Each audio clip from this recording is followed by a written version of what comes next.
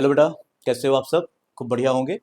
देखिए, लाइफ में बहुत सारे मौके ऐसे आते हैं जिसमें हम कुछ अच्छा कर सकते हैं, कुछ बेटर कर सकते हैं, लेकिन हमको पता ही नहीं होता है कि करना क्या है और इस चक्कर में हम लोग कई सारे अच्छे ऑप्शन को लाइफ से छोड़ देते हैं या मिस कर देते हैं। उन्हीं में से एक बेटर ऑप्शन है एम्स नर्सिंग का।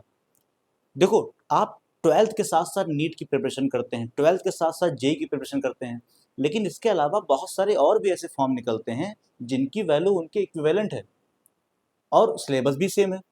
लेकिन आप सिर्फ ना जानने की वजह से, सिर्फ अनअवेयरनेस की वजह से आपसे ये फॉर्म मिस हो जाते हैं।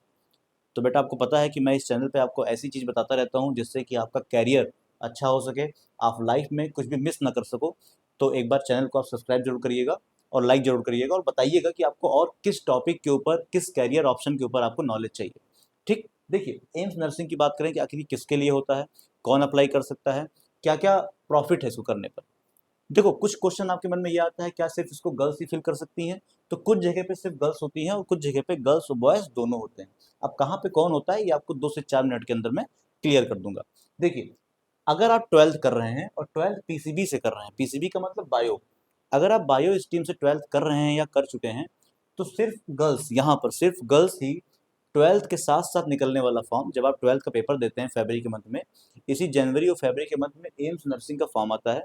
इस एम्स नर्सिंग के फॉर्म को आप भरिए, लेकिन एक शर्त है कि ये फॉर्म सिर्फ वही लोग भर पाएंगे जो 12th बायो से किए हैं और ये वाला फॉर्म सिर्फ गर्ल्स भर सकती हैं। बॉयज़ कहाँ पे आएंगे, मैं बात बताऊंगा।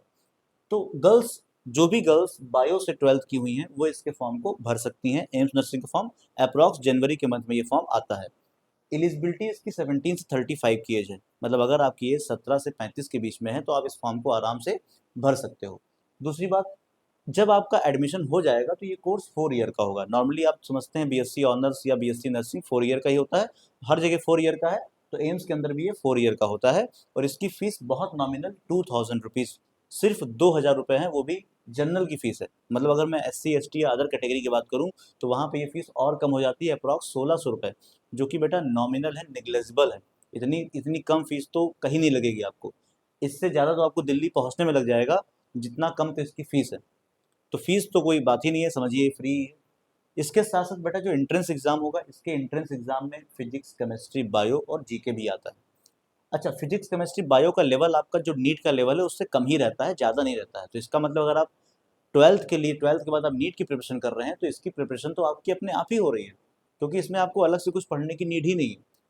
फिजिक्स 30 क्वेश्चन आते हैं, केमिस्ट्री भी 30 क्वेश्चन आते हैं, बायो के भी 30 क्वेश्चन आते हैं और थोड़ा सा चेंज करते हुए यहाँ पे एम्स 10 मार्क्स का जीके भी देता है, जो कि बहुत बेसिक क्वेश्चन होते हैं। और अगर आपका फिजिक्स, केमिस्ट्री, बायो अच्छा है तो आप इसको अटैम्प्ट ही मत करिए, 3 में ही आपका कट ऑफ निकल जाएगा।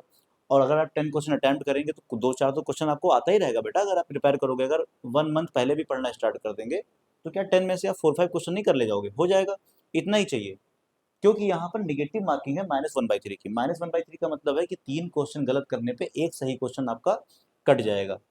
तो इसलिए बहुत ध्यान से टिक लगाइएगा, ये बात आपको ध्यान रखनी है, नेगेटिव मार्किंग होती है।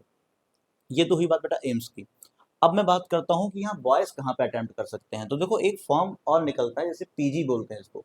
जैसे यूजी होता है अंडर ग्रेजुएट, एक पीजी होता है post graduate. BSc post basic nursing. BSc post basic nursing क्या होता है बेटा?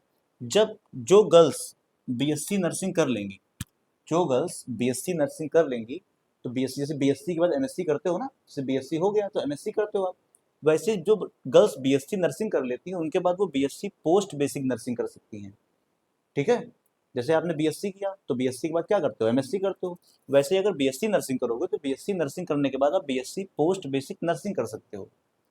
अब यहाँ पे अच्छी बात क्या है कि अगर आपने 12th किया है और 12th के बाद अगर आपने जेएनएम किया है, आपको पता होगा जेएनएम डिप्लोमा का फॉर्म निकलता है और ये जेएनएम लड़के भी करते हैं, बॉयज़ भी कर सकते हैं।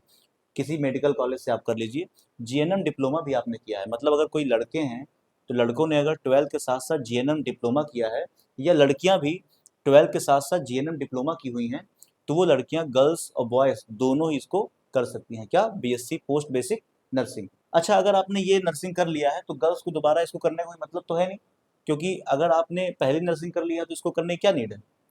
इसको वो लड़कियां कर सकती हैं जिन्होंने 12th किया है और 12th के बाद जीएनएम कर लिया है, अब उनका मन है नर्सिंग करने का, तो वो बीएससी पोस्ट बेसिक नर्सिंग कर सकती हैं, तो दोनों की डिग्री इक्विवेलेंट हो जाएगी।